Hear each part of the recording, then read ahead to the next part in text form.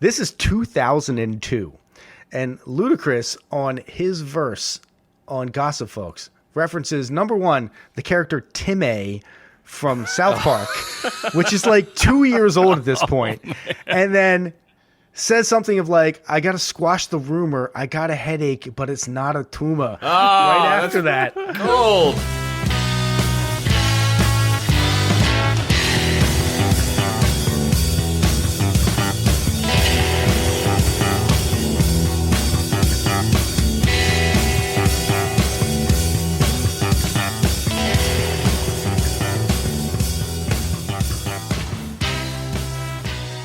Hello, and welcome everyone to another week of 1001 Album Complaints. This is the podcast where lifelong friends, musicians, and general complainers are going to get together to talk about albums on Robert Dimery's list of 1001 albums you must hear before you die. We're going to give some background on the artist, talk about the production of the album. We're going to make fun of the artist.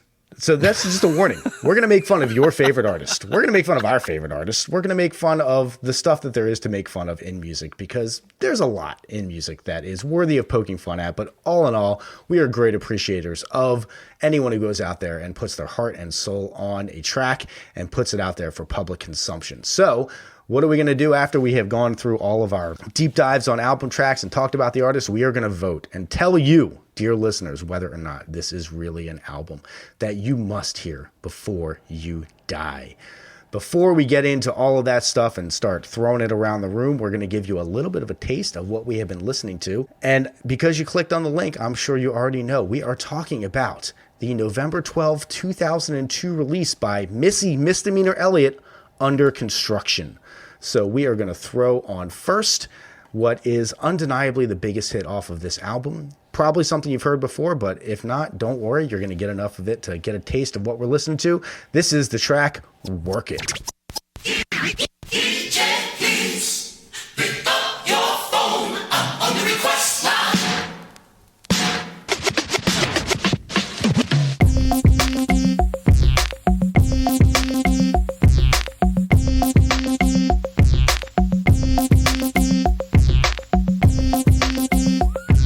This is a Missy Elliott one-time exclusive. Come on, is it worth it? Let me work it. I put my thing down, flip it and reverse it. It's your primitive is why yet. It's your primitive is why yet. If you got a big, let me search it to find out how hard I gotta work. Yeah, it's your primitive is why yet. It's your primitive is why yet. Come on. I like to get to know ya so I can show ya. Put the pussy on ya like I told ya. Give me all your numbers so I can phone ya. Your girl acting stink, then call me over. Not on the bed, lay me on your sofa. All right, and we are back. So let's hear from our cast of characters and see what everybody has been thinking about this week, what everybody's week was like. I'm going to throw it around for these tweet-length reviews, and I'm going first to Marty. Hey. On Under Construction, Missy Elliott says the word pussy so many times that it's an actual misdemeanor in Alabama, South Carolina, and Virginia. Look it up. Deep dive on the old school laws. Nice work. All right, there you go. Excellent. Alrighty. Rob, what do you got for me? Just one question remains about Missy Elliott's Under Construction. Does this record contain any Missy Elliott exclusives?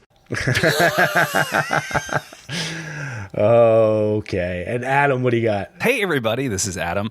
And despite having a runtime of nearly an hour and some truly cringe-worthy lyrical moments, Missy Elliott's Under Construction turned out to be surprisingly fun. You know what, Adam? I will go ahead and echo fun. I think her whole vibe is fun. So I think you nailed it on that one. And this is Tom. I'll be guiding us through our little tour down Missy Elliott lane here. And my tweet-length review is it possible for something to sound very, very staunchly 20 years ago and also kind of sound like the future? I think Missy Elliott rides that line very well on this album. And yeah, we're going to jump into general impressions here. I thought that this was pretty fun overall. I had a kind of a good time listening to this. It's too long, certainly. Everything was too long in this era. But overall, yeah, I think her personality shines through a lot on this album. Yeah, I would agree. And I think the backing beats are really solid. They're vibrant. They're interesting. There's a lot of different texture going on. Hat tip to Timbaland, who is arguably the best producer of the last 40 years or something, right? So no huge surprise there. But the whole thing is not really my style, but I couldn't help but enjoy myself. You know, I will agree with the hat tip to Timbaland, but I also will say that Missy Elliott gets a producer credit on basically every song, and she is apparently incredibly involved in the actual production of these songs. And one of the things that we will talk about in her background is that she has a vision. She very clearly was trying to execute on a vision, and I think that that shines through and gives it a little bit more personality than you would get in some of these kind of more cookie cutter releases of this era. I agree with you, Tom. I think that the production, there's almost kind of an elegant, minimal quality to it, which I appreciate. Some of the samples are real short and repetitive, but again, it's real minimum. Everything has a place. And my other comment is that Missy Elliott is a double threat. She's a great singer as well as a good rapper. She really is. She's really a great singer.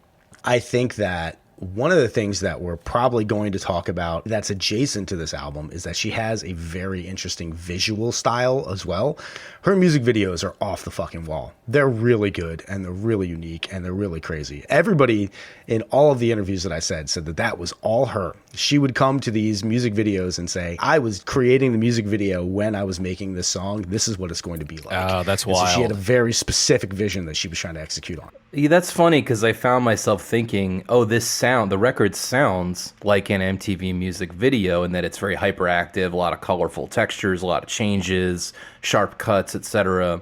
But then it occurred to me, oh, maybe that's because she's made such a strong visual impression.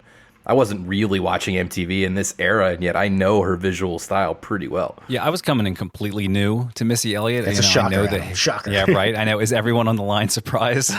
The guy who likes Gentle Giant was not a huge Missy Elliott fan in the early 2000s. So completely new, I know the hits. And these fell in line with what I was expecting, I suppose, from the first couple tunes that I knew of hers from, I guess, the first album, or rather the prior album, which was the Get Your Freak On, everybody knows, and then that song Lose Control, which, in my opinion, could have been used in that show Homeland in one of their psychological torture rooms. That for like 9 minutes. It's like, yeah, all right, we got it. I'm just waiting for Adam to say he had to cover these songs in his cover band where he was the lead singer. No, although we did do 50 Cents in the club. Yeah, I'm sure that came off real authentic. Yeah, exactly. Yeah, I gotta say, overall, we talked about fun album, doesn't take itself all that seriously. I think a lot of this is tongue-in-cheek, and I got a bit of well, we've talked about this with Wu-Tang. Just a bunch of goofballs kind of saying the most obscene shit that they can to elicit a reaction from you, but they're not taking a lot of this stuff seriously. I got the sense from this that there was a lot of that going on. Just sort of, let me see if I can string together something funny to shock you, but I'm actually a pretty reserved person generally. I agree. There was a goofiness that came through that grounded it for me and helped me understand it. I really dislike self-seriousness. It did not sense too much of that, at least during the actual songs. I think that's a little bit undercut by the at least two long diatribes that seem sincere, that she puts on the record, where she's just talking for like 90 seconds. Oh, yeah. And it seems to be unscripted. Yeah, seems to be unscripted. They are horrible. They open the album with, she's got stutters, she's got bumps in there, she's repeating herself. Yeah. It is very unfocused. I did not get that at all. I don't understand why she thought that should stay on. Everything else is so manicured. Why would they put that on there? That's interesting. She had one note in there, one line where she was talking about, the folks who have the money don't fight amongst each other, like Trump and Bill Gates. And I was like, oh, if only she could have seen the future. Yeah. Who would have thought that Missy Elliott was predicting the eventual Trump versus Gates battle of the early 2020s? Listen, if Bill Gates would just stop putting his vaccine chips in the 5G, then everything would be fine, okay? Oh, man. So we talked about it a little bit with Timbaland and the production on it. I do feel like there is a care to the production that sets it apart from other music of this era. It doesn't seem off the rack in any way, shape, or form. This all seems very specific. And again, it kind of, I was talking about how it seemed like it was both very much the past and also sounds like the future. I think it's because it kind of defined a lot of what people were trying to do moving forward. There are a lot of people out there that would say that Missy Elliott is the greatest female rapper of all time. in all of the top lists of female rappers, she's usually number one. She's always at least number three in terms of greatest female rappers of all time. And I kind of agree with that. I was struck by, we'll talk about it a little bit more when the Jay-Z verse comes around, but like how important tonality is in the delivery in hip hop songs. Remember when we did Gangstar and we talked about Guru, the lead vocalist of Gangstar? Very intricate lyrics, but they were just delivered so blandly that you didn't fucking care. I don't care what you're saying. It put me to sleep. And she has a very vibrant voice. It sounds like she's smiling the entire time that she is singing and or rapping. And it really comes through. Yeah, that's really interesting. And I could definitely see that. Yeah, smiling even though she did not have the greatest upbringing. And we will get to her upbringing after we do our by the numbers here. So, ooh, bring it on. Going to do a relatively short by the numbers because I don't want to use them all up because there is another Missy Elliott album on this list. Really? We'll be covering her again. So we're going to use some of these now. And I'm going to go with the first one is just 40 million, which is the number of records that she has sold to date. Jesus. That's a lot. That is a lot. She went on a string of hits. She had at least platinum albums in 7 years, which is a string of damn hits. Oh my God. From 97 to 2005, she was cranking out hits. That sounds like she got in right at the end of the selling records era, right? She cashed in, yeah. She's not getting the half a cent Spotify royalties. And that has helped us to get to our next number, which is 7 million, which is the estimated value of her car collection as of 2023. Damn. That is something that she has said, I just like cars. I like to buy cars. I buy a shitload of cars. She has a $3 million Ferrari Enzo. So that's just one of her cars is worth $3 million, just like a Rolls Royce Phantom, all kinds of crazy ass cars. But she's been very open about it. Like, I just like cars. That's what I like to do. I buy crazy fucking cars. I like to show off my money. And when you got 40 million albums sold and you have been having a producer credit and a writer credit on all of your hits and producer and writer credits on a lot of other people's hits, royalties, you are making a shitload of money there. That's why she says on the song Slide, buy a car no matter what it costs. She literally says, that's one of the lines in one of her songs. Yeah. I mean, hey, she's living her truth, all right, man? We're going to talk about the next number on our list is 70, which is the number of pounds that Missy Elliott lost in the 10 months leading up to the release of this album, because our next number is 3 weeks, which is how long she was hospitalized for in late 2001, early 2002 for extremely high blood pressure. She went into a doctor's visit after having had headaches and fatigue, and they basically said, we cannot let you leave. Your blood pressure is so high that we can't let you leave. She was hospitalized for 3 weeks, and they said, your diet and the amount of work that you were putting in, like you were just beating yourself to death and you were going to die unless you can get your lifestyle in something order. Changes. Yep. Wow. And she talks about that a couple of times on this album, how she lost a lot of weight. She apparently turned into an exercise fanatic. And now she says she's exercising 4 or 5 times a day. She lost a ton of weight. I feel like one of the things that I like about her personality on this album is I get the sense that, number one, she had body image issues. She talked about having body image issues her entire life, but it doesn't sound like it stopped her from feeling like she was sexy. And when she lost the weight, I don't feel like she lost the weight so she could be sexy. She lost the weight because she's like, this is like a health thing. I need to lose the weight for that. But I've always been sexy, and I've always known really like who I am. And I thought that was really cool. And then the last number is at least 3, which is the number of times on this album that there are very questionable references to Asian people that would probably get her canceled in 2023. I have one in particular that I'm thinking of. I'm curious as to the other 2 that you may have pointed out. We'll see if we get into them. I don't want to say them, so I don't think we're going to say them on tape. Because I know Rob's just going to have that soundboard of just me repeating that line. Let's get you canceled, Tom. It probably wouldn't be that hard. You could say it nice and clear and loudly. Exactly. Alrighty, so that was our by the numbers. Let's jump into the background of Melissa Arnett Elliott. Born July 1st, 1971 in Portsmouth, Virginia. She was super poor growing up. like very poor. It's one of those things where they talk about this, and I'm like, this is the 70s in America. She said no running water in her house. Her house was just one big room. So there was no separate kitchen or anything like that. They just had one big room. They said that there were so many rats and mice in the house that they used to have to put their bread in the dryer because it's the only place that clicked closed and the mice couldn't get into it.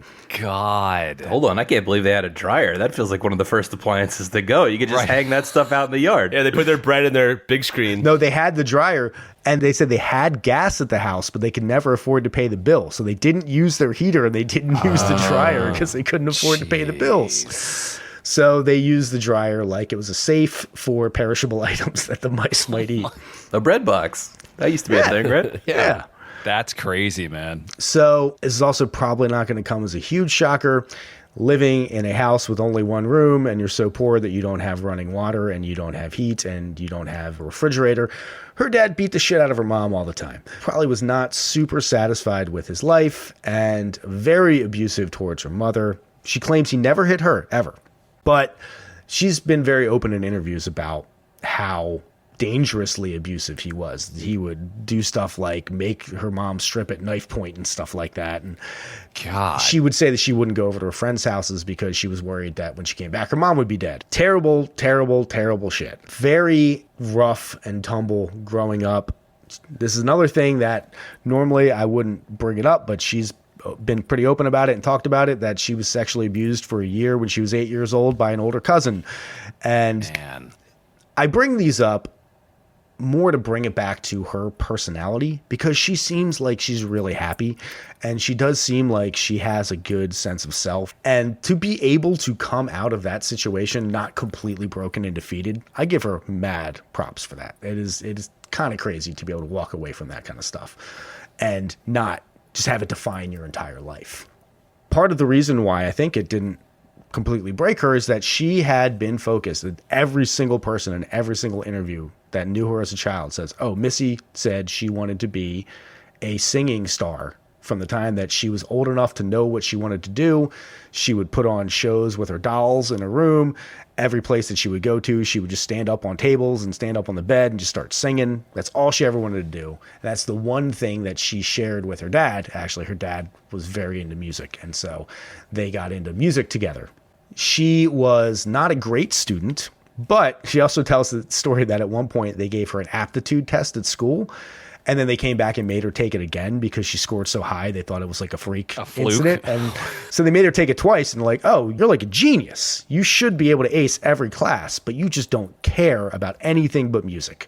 You know all the words to all the songs out there. You know how to sing. You know how to harmonize. You know everything about music. You just don't care about school. If you cared about school, you'd be killing it. You'd be smoking it, right? Yeah.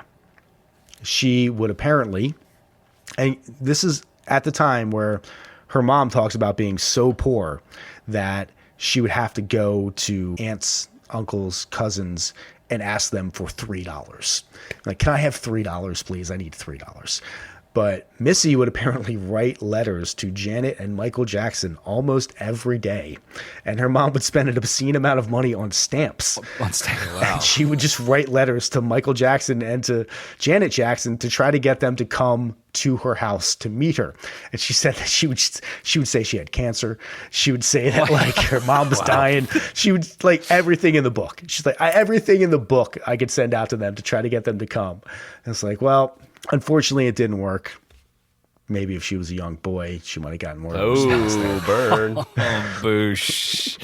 Sorry, there's no sacred cows here. No sacred cows. Yes, that right. we will not make fun of. So we're going to smash cut to 1984, which is when her mom decides that she's had enough. She's got to leave her dad.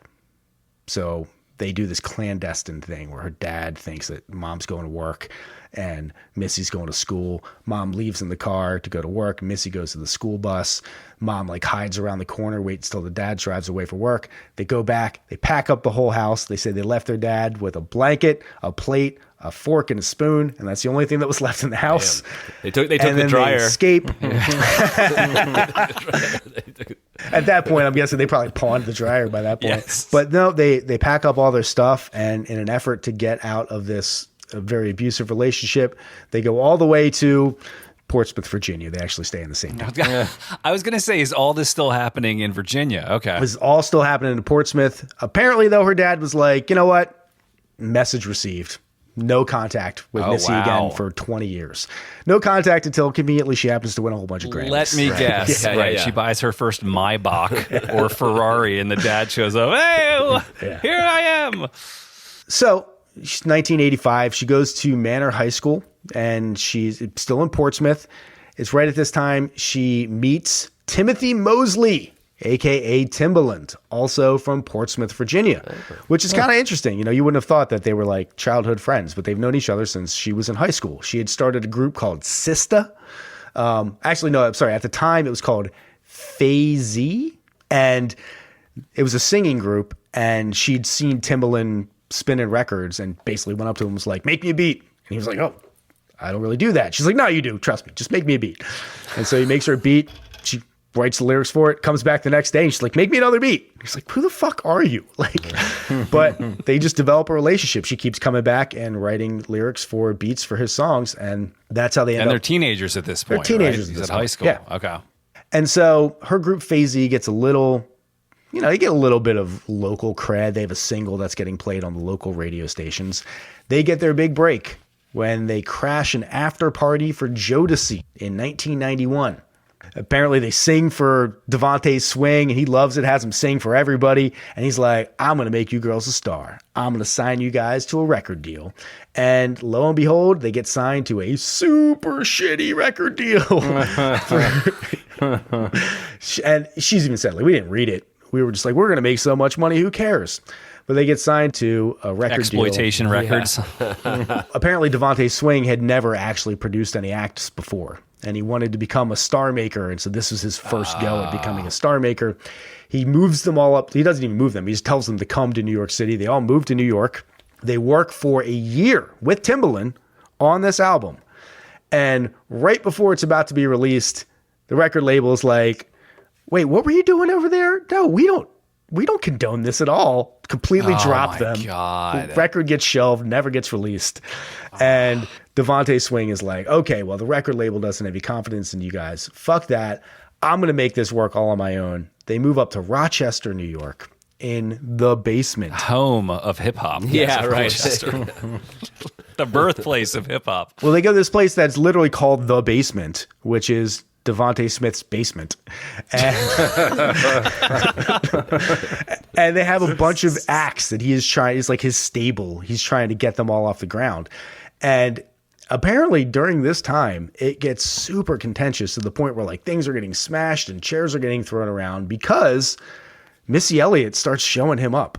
And she can write better than him. She can sing better than him. She can produce better than him. She can do everything better than him. And he's like, wait a second, I'm the guy. I am the star maker here. You're just like my interchangeable parts. I'm fucking Ike. You're Tina, you know, basically. And she's like, actually, no, I'm fucking Tina and you're fucking Ike. Like, you know. And she says, fuck it. I can't do this. After like another year of that, she says, I can't do this. She moves back. And this is 1995 by the time that she eventually, so 91, she moves to New York to become a star. 95, she moves back to Portsmouth with nothing having been done. She has no album release. She's not a star. And I mean, that's 4 years in like the prime of your life that you are, you know, early 20s trying to make it. And basically she's like, all right, well, what am I going to do? Should I join the army? Like getting jobs at McDonald's and stuff like that. Because that's got to feel psychologically very much like you gave it your best shot and it's not going to happen, right? Absolutely. Yes. 1,000,000%. And that is actually what she thought. That's what she said. I'm never going to make it happen. All right. Then Timbaland credits Missy Elliott with saying she had the gall. She was the first one to walk out of this terrible situation in the basement of Rochester.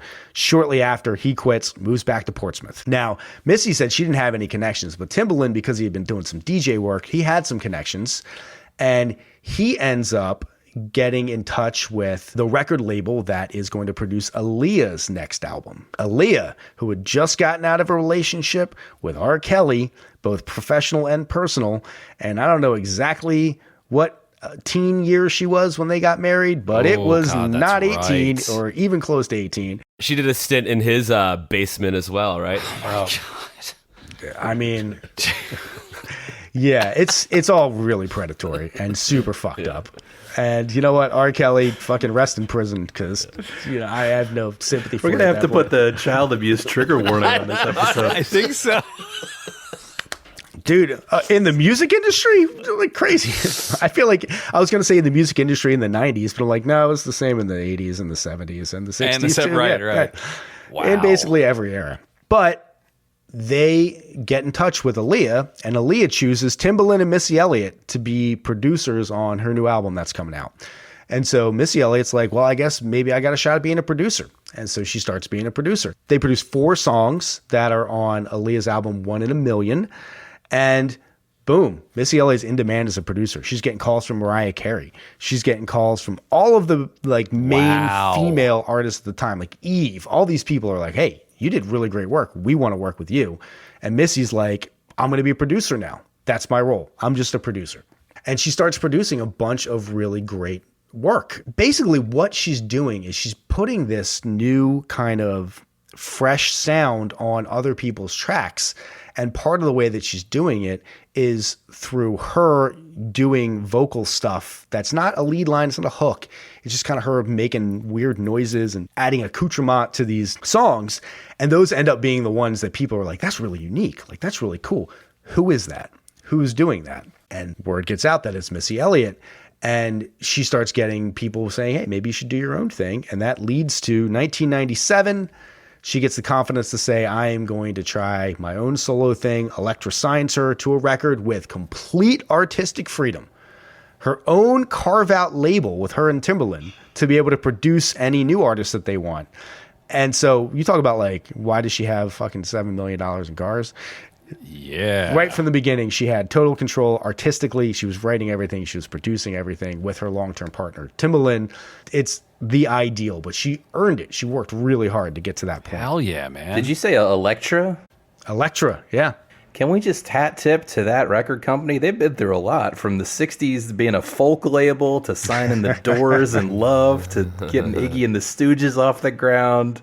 Like, they just seem like they were willing to adapt and change quite a bit through the years. I would say that most of the artists that they're signing are kind of on the forefront of something, though. A little cutting edge. It's hard to say Missy Elliott is cutting edge because hip-hop was what they call it. It's like in its third age at the time. I saw a guy describing that there was the roots era of hip-hop, which was early 70s to the mid 80s. And then they have what's called the golden era, which was 86 to 93. And then the later era is what they call pop goes the culture, where hip hop becomes the driving dominant force in youth culture worldwide. Actually, I saw an interview a long time ago with Talib Kweli, and I'm going to have to like paraphrase it because I'm just thinking about it now, where he basically was talking about how hip hop in the era that we are talking about right now, which is, late 90s to basically now, is the equivalent to when rock and roll went hair metal party music in the 80s. He's like, it started out as protest, real life, in the streets type of shit, just like a lot of rock and roll did. Then it went into this very experimental but virtuosity kind of era where you had the 70s rock, and that was kind of the golden era of hip hop. And then it just turned into drugs and party and money and all the girls and all the other shit. And he's like, he was saying, I'm waiting for hip hop to have its grunge moment. Hasn't happened yet, but I'm waiting for the grunge realignment of hip hop. Oh, that's funny. Interesting. What do you think that'll look like? I don't know. As somebody who's not a huge, hip hop aficionado. I hope it hasn't happened already, because if this is where it led, I don't really like most modern hip hop. It seems very... Right.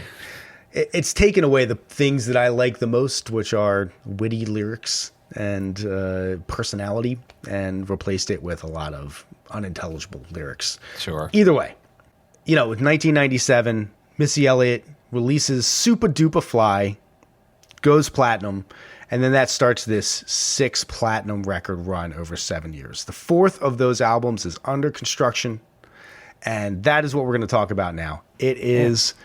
4 of 6 platinum records. That's what you're saying this is? The 4th of 6 platinum records, yes. 4th of 6. And Yes. just for context, sorry, I'm so ignorant of this, but who is even in the discussion besides her as best female rapper? Who would be the other options in the conversation. So some people will say Queen Latifah. A lot of people will say Nicki Minaj, who is currently making music. And I got to tell you, I'm not a huge Nicki Minaj fan, but she's a pretty good rapper. What about like Lil' Kim? She's on that list too, right? She's on the lists of best female rappers, but there's not a whole lot of female, like, pure rappers.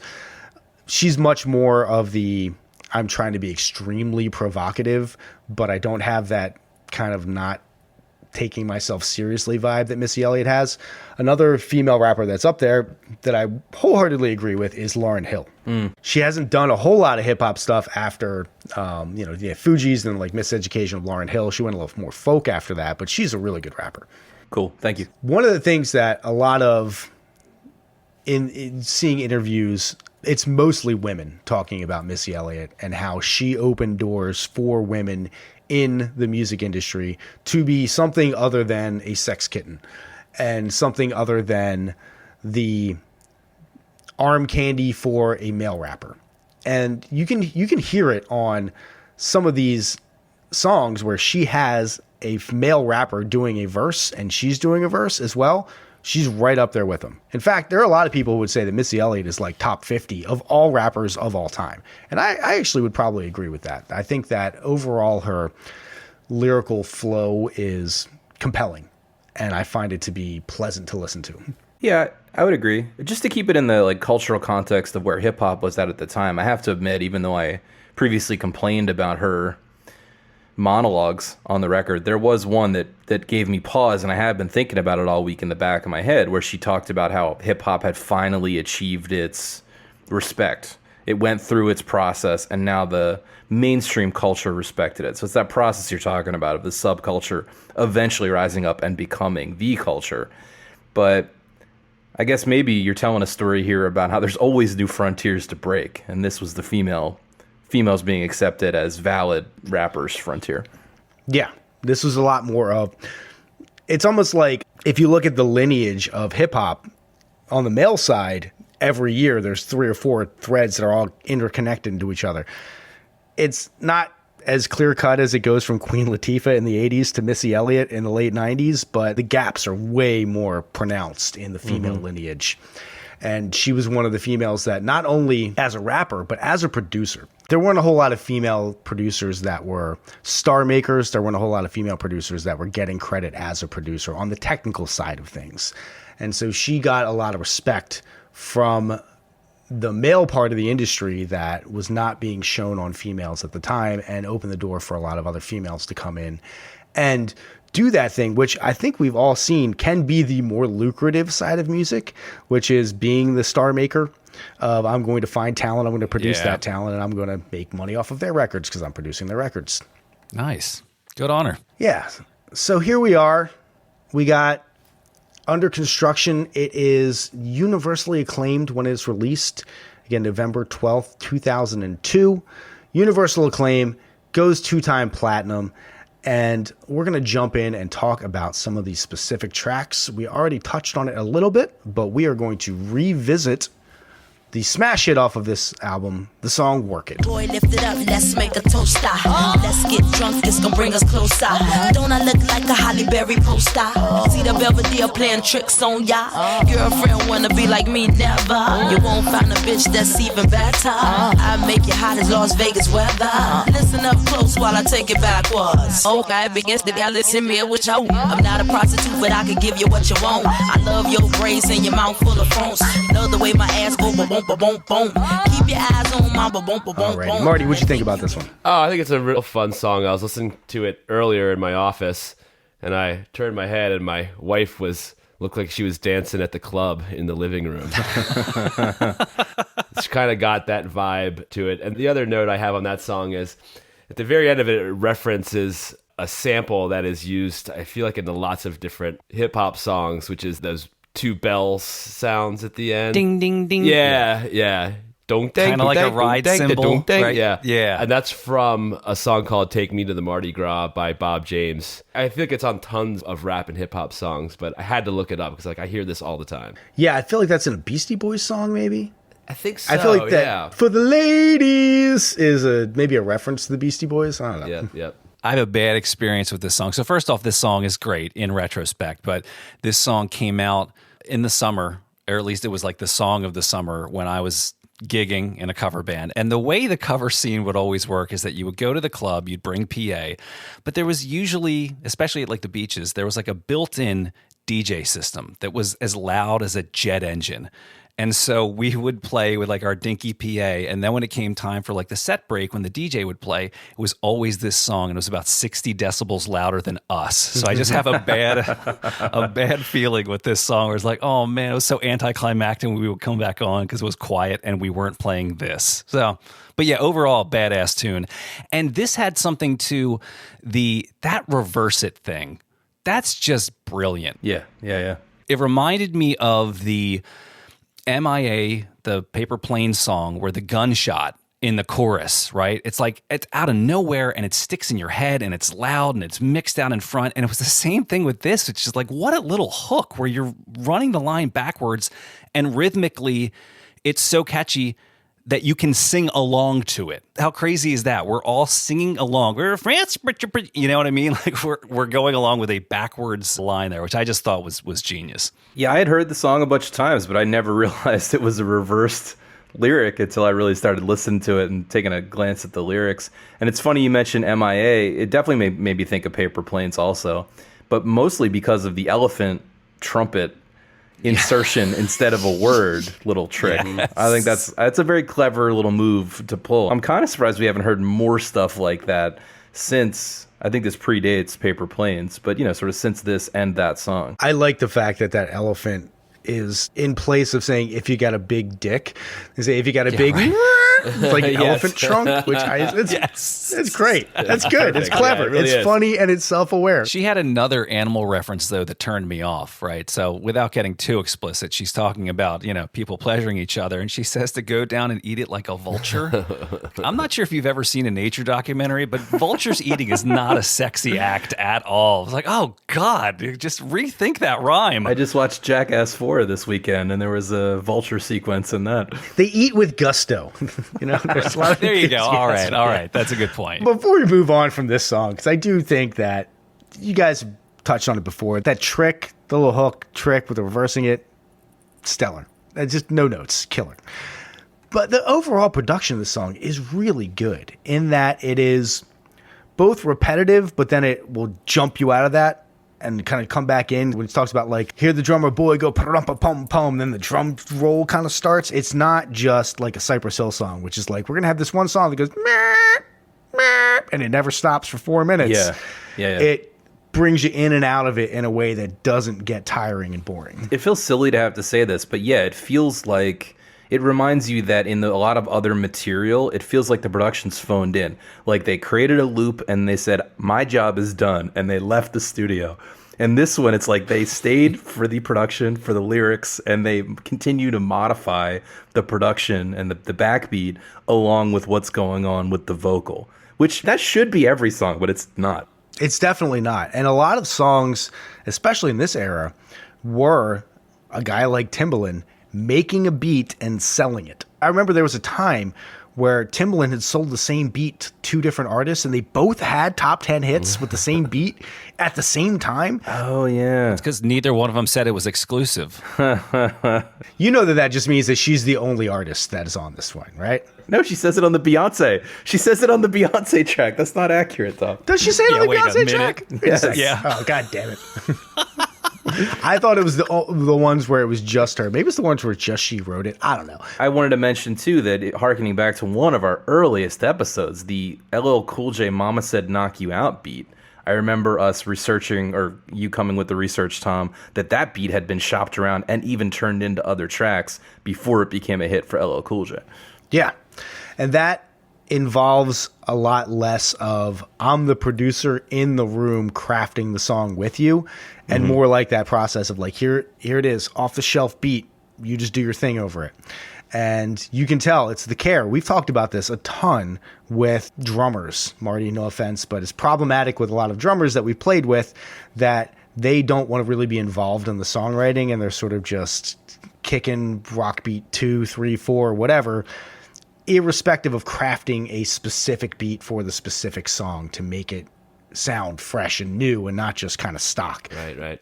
And I think in this particular song, it shines through a lot. There's a couple of songs on here that I think are quite well produced. The breakdown that Marty mentioned really shows restraint on their end, because for me, that's like the best part of the song. Again, it feels like it's the bridge where it goes to the ride and it kind of like does this like little syncopation thing.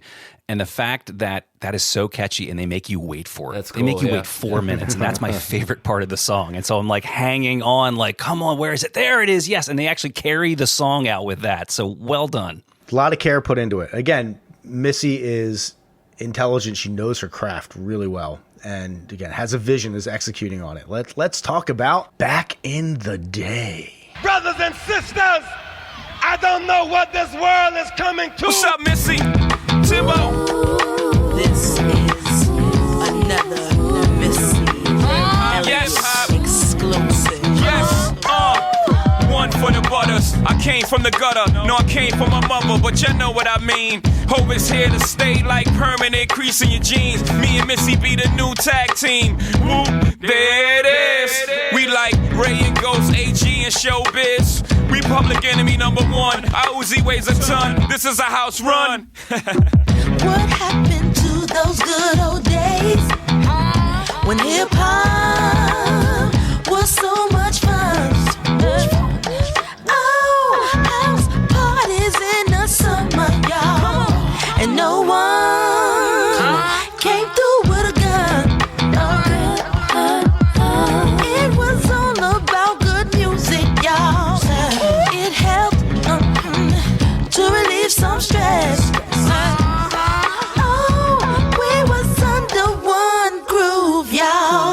So much love between North and West. Hey, come on, go back in the day. Come on, British nights and gold chains. Come on, do the prep and cabbage patch. Come on, and wear your laces all fat. Back in the day, hip hop has changed.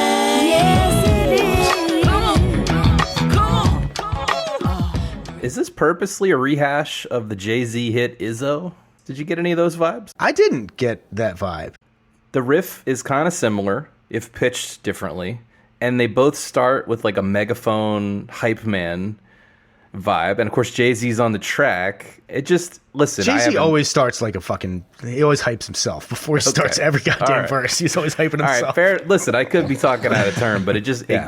I'm not super familiar with Jay-Z's catalog, but when I was listening to this, it reminded me of that. I went back and listened, and there does seem to be some referential connection. That's possible. I had not picked up on that personally. I'm not the biggest Jay-Z fan. In fact, my headcanon version of that H to the Izzo is the version that he did with the Roots for Unplugged, which is an awesome album, by the way. Jay-Z Unplugged with the Roots backing him up is fantastic.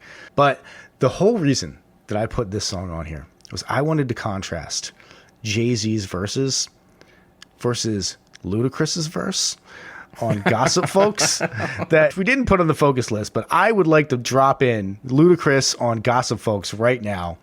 And then after that, we'll talk a little bit about it, and then we'll drop in Jay-Z on this song on Back in. Note that I not that I have like Ludacris's albums, but I love his delivery in general. So I'm curious. He's got good timbre, but his lyrics are shit. They're really bad. I just wanted to highlight for everybody that this is 2002, and Ludacris on his verse on Gossip Folks references, number one, the character Timmy from South Park, which is like 2 years old at this point, and then says something of like, I gotta squash the rumor, I got a headache, but it's not a tumor. Right after that. Gold. From fucking 1990. I do remember that, yes. It came out 12 years ago. You're referencing Kindergarten Cop, like we're gonna be like, oh yeah, there we go, Kindergarten Luda. Cop of You all dropped that. movies. Yeah. When did he appear in the first Fast and the Furious movie? This guy, who's laughing? All the way to the fair bank enough. here. Fair enough. But I wanted to contrast that with Jay-Z's verses on this, which I think are better. And Jay-Z is famous for not writing stuff down before he goes in the booth. And I personally don't like Jay-Z's lyrical content. I think it's a lot of meaningless rhymes, but it sounds so much better than the Ludacris stuff. It's just, let's drop a little bit of Jay-Z right here. rough the way it ought to be. From day KRS-One all the way up to 1993 to MOP. We cold as ice, nigga. We rockin' from the Dre Day to the Suge Knight. So fuck Chuck Phillips and Bill O'Reilly. If they try to stop hip-hop, we all gon' rally, nigga. Post Biggie and Pac, I got a hole out in the city. Make a nigga wanna holler like Missy, but fuck it. Just let a nigga MC. The best rapper alive, unquestionably. If you riff on your EP, you gonna need an MD. So you got to chill, cause I kill it will. Like solid water, dude. Y'all niggas don't get it. Kill it will, solid water, Ice Cube. That's how hip-hop has evolved. Jay-Z's for president, I'm naming Roz the National Guard. I thought Jay-Z's lyrics were focused. Jay-Z does this kind of nostalgia thing really well. And his lyrics here are referencing a lot of people that kind of led up to where they were now in like the hip hop game. And so I thought the content was spot on. No, I don't disagree with you on this song in particular. I think he does a very good job on this song. And it does kind of devolve, both his part and Missy's part kind of devolve into just a laundry list of shit that they liked growing up. I had a note here that there was a checkbox somewhere on the lyric sheet that just said nostalgia. And like this was like, all right, well, we got our nostalgia song, so let's move on to the next one. It did feel a little pandering. I realized I hadn't thought about British Knights in like 3 decades, so that was exciting. Yeah. But Yes. as Marty pointed out earlier, she can really sing. There's some good harmony on this, and it's well recorded. It's well mixed. It sits nicely together. Yeah, the harmonies are great on this one and a couple other ones. The singing is really sweet. And you don't get that Mary Jane's Last Dance thing going on where it's 10 Tom Petties and it just sounds like a robot or like a, AI made it or something. Yeah. It sounds natural, even though it's all her. It rubbed me the wrong way a little that the sample that they used never resolved in terms of the chord. So it goes and it should go do, right? But it doesn't. And so the whole song, I'm like waiting and I'm like, I don't think they're going to do it. I think they're just going to keep using this same thing. And it just went the whole time. I was like just dying for that one resolution note. And I never But they made you listen to to the whole song. They're really good at taking these real small, I'm not sure if that's a sample, it's a guitar, but good at taking these real small snippets. And it's like Timbaland or whoever put that together must have a really good ear. The same thing in one of the other songs we'll talk about. They just pick this real small short. It's like half a second long, but it just like sounds really good. It's tasteful. I think it's very tasteful. Anyway, let's jump on to the next song on our focus list, Pussycat. Ooh, baby. A beautiful love song. This is another Missy Elliott exclusive. Come on. It's all for the love, but there is more things that keep a man satisfied. Oh, come on. And I know the remedy just to cure him from cheating, even if he tried. Hey, pussy don't fail me now. I gotta turn this nigga out, so he don't want nobody else but me and only me. Pussy don't fail me now. I gotta turn this nigga out, so he don't want nobody else but me and only me. I know he's a man. I pictured this was tongue-in-cheek, right? I'm guessing. I don't know. It's hard to defend this one in terms of lyrical content. It's funny. It's funny. It's a clever sentiment. Because even the thing it's based on, the feet don't fail me now, or what would people say? That feels like a Bugs Bunny era kind of saying. Yeah. They just choose, like, I think it's her, and correct me if Tom, if you know this, but I think it's her just detuned when she comes in with like the male verse or whatever it is, and they're just using a lot of words. Like, I know people hate the word moist, like that's just, it gives, like, it just really creeps people out, but like they're using mushy and gushy to describe things. I'm like, oh man, like, ugh. This is the challenge of the clever chorus, because it's clever, but I think they basically run out of ideas 2 minutes in. Then they throw in a terrible rap verse, and then just her scatting, which I don't care for. And then the track ends with another, 2-minute monologue. Yeah, that disclaimer. It's like a big, long... I appreciate, being sex positive, and I think the point she's making is a good one, but like write it in the liner notes. The song's pretty good, and then I don't want to hear like this like minute-long diatribe at the end. I want the song to end in a nice She's trying to bring back skits, you know? I guess, yeah. And Adam, I think you're right that is a detuned Missy Elliott doing that other part there, which... Because then it also got me thinking, like, I don't know if there are any other people involved in this track, but imagine that Missy Elliott calls you up and like, hey, roll through the studio. I got this tune. We're going to have some fun. We'll get in there. And you get into the booth and she gives you the lyric sheet. And I'm like picturing if like you guys did that to like one of us. Like, hey, Adam, roll through. We got a chorus for you. And it's like, you know, I can't get it hard or like whatever it might be. Like he's really cringeworthy. And you're like, oh my God, I'm going to be be on tape doing this. Hold on, let me can you get one more of those so I can isolate that into a song? It's limp and it doesn't look right. God. It's like on Broadway. Yeah. Hello. Yes. I do like the text that you sent out earlier on in the week, which is like, pussy failure is a thing. I didn't know that was a thing. And yeah, I think they call it vaginal atrophy. You know, maybe, I don't know. For all of our many, we skew female on this podcast. So for all of our many female listeners, let us know if that's a thing. Actually, I take that back. I don't want to know if that's a thing. Yeah. Oh my goodness. I don't know if we can say anything more about this song without it just devolving into the even more gross. Missy can pull it off because she's doing it with a smile on her face and she's got charm. Yeah, right. We're not pulling this off. So let's just jump on to the next track. Smart move. Nothing Out There For Me, featuring Beyonce. Oh yeah, there's nothing in this song for me. That's a good diss. It's just an excuse to have Beyonce on your record. It's basically a slow jam, right? That showcases Beyonce. The production note, it kind of does. She's in there singing. I thought she's wailing. When she was doing the duet with Missy, I thought it was an interesting production choice that they throw Missy's vocals through the phone receiver.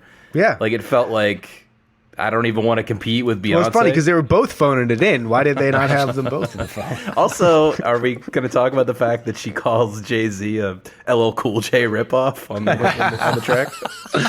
Yeah, that was pretty great. I was curious about that. Were they were together at that time? I assumed she was talking about someone else, but I guess that is kind of weird. I looked it up. I think they got together in like 2000. Yeah, or it seemed to check out when I researched it. Fair enough.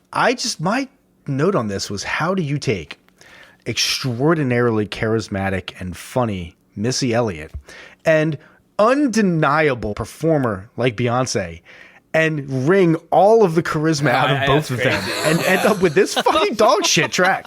You tell me Beyonce and Missy Elliott, I'm thinking fun, I'm thinking bumping, swinging, and no, it's just Beyonce talking about how she's in a probably emotionally abusive relationship where she doesn't feel like she can get anything better and she's just staying at home.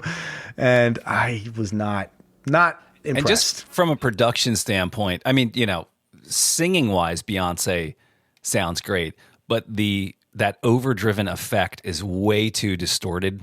And like, I know they're going for, maybe it's like the telephone thing. Yeah.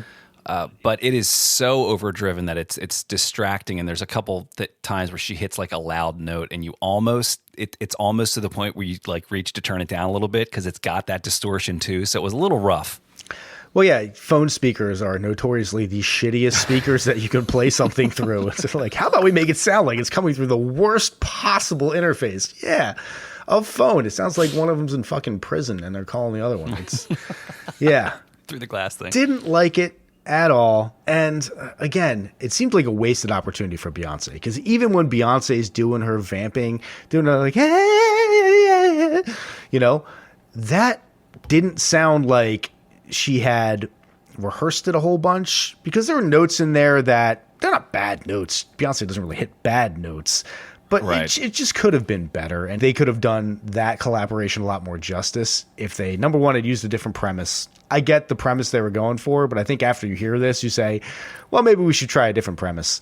And then I'm also guessing at the time that Beyonce was extraordinarily busy and did not have a whole lot of time to really craft this song. And it's just I think it's the kind. Yeah, I hear what you're saying. It's the kind of song that might have been left off the album, except you have a major guest star on it, and what are you going to do? Yeah, exactly. Yeah. You're not going to scrap the Beyonce song. Nobody cuts Beyonce. No, of course not. Alrighty, we are going to move on to the last song on our focus list. It is the song... This is my favorite. Yeah, this song's fucking great. My number one note was, when this started, I was like, this could be a Nine Inch Nails song. Dude, Trent Reznor could have come in over that. I was looking for that. I was like listening to the song. I was like, I want to say something. But yeah, you took it. Nine Inch Nails. Totally. I didn't think Nine Inch Nails. I wrote Bjork. That too. But I think similar. Same thing. Similar, yeah. Really tasty production. Hip hop has really figured out how to sample the upright bass in the non-precise bass slides in a way that just make them fucking awesome. Because it's just a half-step bend Yeah. or a half-step slide. She got off a couple good rhymes in there, too, I thought. Like, lyrically, there were some things where I popped my head up and then ran over to my phone and, like, what was that line, you know, and read it. It was like, oh, that's great, man. I thought, A, the beat was way weirder than it needed to be in a really good way. And B, like we've been saying, the care that was put into it, because the beat nicely counterpoints what she's doing lyrically. Like, there would be times, especially in the chorus, where she'll, like, get off a line, and then the beat has this melody backing to it that's counterpointing her. It feels like they were purposely interweaved or interwoven. Great opening line too. What is that opening line, Marty? My Twankies look stanky on the bends. Yeah. I want to make sure we got that clip of Marty saying that. Yes, nice and clear. We've got it isolated. All right, soundboard, here we go. Yeah, I think that overall, her lyrical flow on this it's very rhythmically hypnotic in a way that goes very well with the bass line and the minimalist production on it. And it kind of just gets this sort of momentum behind it it's incredibly compelling. And I will say that this is the song on this album that I'm like, this is my find. This is going on my permanent list of all the songs that I have, my now 570 some song list that I just throw on there. And I'm like, I could listen to any one of these songs at any time. This song's Just going random, on the list. yeah. Yep. Sounds like we are rounded home plate here. Those are all the songs on our focus list. And now, dear listeners, we are going to get to the most exciting part of the podcast. We are going to vote and tell you whether or not you do need to hear this album before you die. I am throwing it first to Adam. Yeah, so like I mentioned, this was a very fresh listen for me. I'm not super into the genre, but this was a pleasant surprise, and I'm really appreciative that I stumbled on this one. So I think you got to listen to it. This was a yes for me. Very, very cool artist, and I loved hearing the backstory from Tom, so it's a yes. Alrighty. Marty, give me what you got. All right, the climax of the podcast. This is one of those records that I don't feel very fit to judge, just because I don't have a lot of experience with this genre of music. I want there to be like 8 Van Morrison albums on this list, you know, and 4 Bell and Sebastian albums on this list. But to be fair, I think that anyone who's a groundbreaker, as Missy is, she's a groundbreaker as a producer and as an artist, I have to say yes, that this belongs on the list. Alrighty. Rob, what you got? Yeah, I also came in fresh this week. I'm not even sure I really knew the hit that well, maybe in being sampled in other tracks, things like that. But I would say yes, you should listen to it. We said the word fun a lot. I think that people who don't think they like hip-hop, one of the things they do not see is the goofiness, is the fun of it, is the sound textures and the interesting, you know, it feels like eating a really interesting meal or something. There's just a lot coming at you, a lot of different flavors, and it's not self-serious. That said, there's a lot of vulgarity in there. I think people who think they don't like hip-hop, that's what they're thinking of sometimes. So that is in there. But if you can get through that, I think you get to the fun, and for all the other reasons you guys said, I think she's an artist that must be paid attention to. Alrighty, so that is 3 out of 3 so far. I'm going to go ahead and make it 4 for 4. I will say absolutely yes. I think that you should listen to Missy Elliott in general. Listen to Under Construction, absolutely. Check out the music videos. They're a fun watch. She's an innovator. She's a lot of fun. And I think that you're not going to feel like you wasted your time listening to this album. And hopefully it will give you an appreciation of some of the artists that came after her and an appreciation for where the art was going at the time. I do think that she was one of those culture leaders who helped to direct where hip-hop was going. And hip-hop being the dominant force in popular culture to this day, it's important to know who those people at the steering wheel were at different times. So we got 4 for 4. Missy Elliott, Under Construction. You are on the list. Now, one of the things that we have not really touched on is that Missy Elliott went on that string of hits until like 2005, and then she kind of really dropped off the map for a long time. Didn't do anything for a while after that. There hasn't been a whole lot that I was able to find. I didn't research this era of her life a ton. I sort of stopped at the under construction era, but I believe that she has something like rheumatoid arthritis or something like that has really prevented her from being able to be as active as she wants to be and be the kind of persona star, hardworking person that she was. I do believe that she is trying to make somewhat of a comeback now. A couple of years ago, I think she was in the Super Bowl. Yeah, right. I remember hearing that people were making a big deal out of that. I was at a Super Bowl party. I don't really like the Super Bowl. I don't really give a shit about the Super Bowl. So I was in the other room, like playing with all the kids at the Super Bowl party. And I just heard that from Get Your Freak On. And all of the women at the party were immediately like, oh, fuck yes! Like, going nuts. I hope she makes a comeback. I like her a lot. From seeing interviews with her, she seems like a very cool person, very grounded person, very down-to-earth person, with also $7 million worth of cars. Down-to-earth. Hey, Tom, I would be remiss if I didn't mention, great job on the research, because I hope the viewers know this, and this is typically the case, but certainly in this case, I did not come in knowing how I was going to vote by any means.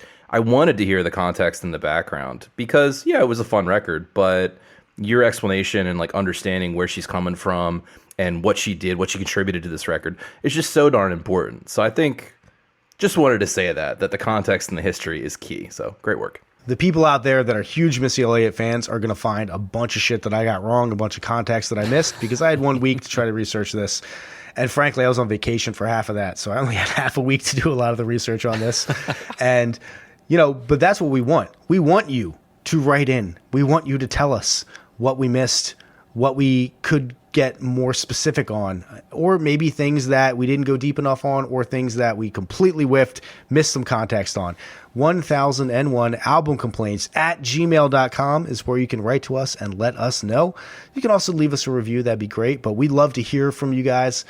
Write into us, let us know. And with that being said, I'm going to throw it over to Rob, because I believe he has some missives from our mailbag to read. I sure do. I have some epistles right here in front of me, Tom. So first, a quick one. Todd writes, love the show, 5 stars. Every episode gives insight into the music as well as inspiration. Love the deep dives into music theory. Keep going on with those sus 4 add 9 chords. I assume he's talking to Phil. And you guys are a great hang. After each episode, I go home and jam. I assume he means play music. Thank you, Todd. Awesome. Appreciate it. And here's a slightly longer one, a little more specific. Peter, all the way from Copenhagen, Denmark, writes, I recently discovered your podcast. I've enjoyed now a few weeks of binging to get through the backlog of episodes, and I'm almost caught up now. Although taste in music differs from person to person, I can't help wondering how on earth Robert Dimery came up with some of the albums on this list. Listen, guys. Preach it. I have a big appetite in music across all genres, jazz, Beastie Boys, Wagner, but I haven't all these years been saved from ever hearing a Kid Rock album. And based on your podcast review, that was episode number 53, Kid Rock's Devil Without a Cause. Based on your review, I listened to the full Devil Without a Cause album, and I was appalled. His rap style, in scare quotes, is terrible. The lyrics reminded me of my 4-year-old son coming home from kindergarten with a new word he learned from his friends and trying to shock me with curse words. He closes by saying, as I am not native in English, I normally have the luxury of choosing whether to listen to the lyrics or just go with the music. But in this case, both options were terrible. That's great. Boosh. Yes. Yes. I love it. I've thought the same thing. I'm like, did he like never listen to a single note of music until he was like 45 and then put this list together? I think we've talked about it in an ancillary way, but he got started on this project. He got 300 albums deep and he's like, I'm tired of this. Somebody else. My lackeys can exactly. finish this list. Probably also had a very uncharitable view of Americans and is like, what do Americans like? Kid Rock? Yeah, we'll throw that one on there. It can't be too British. True dat, true dat. Well, anyway, thank you, Peter from Denmark. Really appreciate you listening to us all the way out there. And for anyone who hasn't listened to that Kid Rock episode, that was a fun one. At the very least, it gave us a fun podcast. Thank you, thank you, thank you. Love to hear from everyone in that mailbag. Now, the last thing that we are going to do here is spin that old Albinator and select the album that we are going to be listening to next week. I have the Albinator here. It is, I guess, Super Duper Fly. I could have come up with something better for that, but good. That works. It's working. It's working. It's doing its job. We are going to spin it and see what we're going to be listening to next week. So without any further ado, drum roll, please. We will be listening to...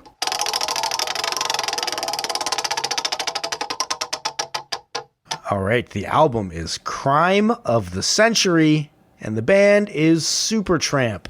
Nice. What is on Crime of the Century? I'm familiar with Breakfast in America, but...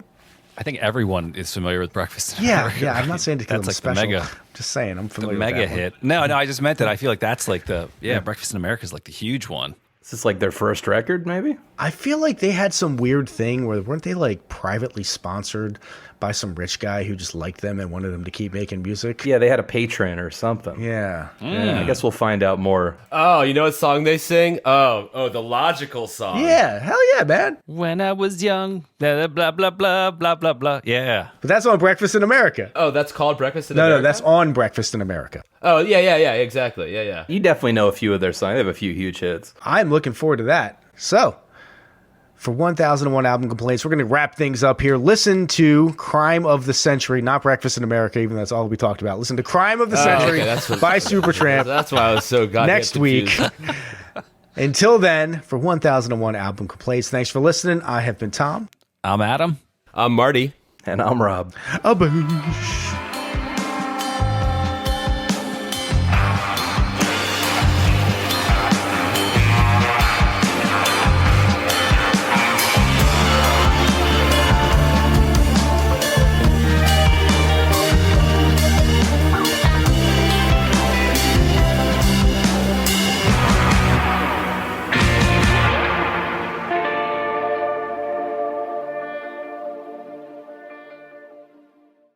My Twankies look stanky on the bends.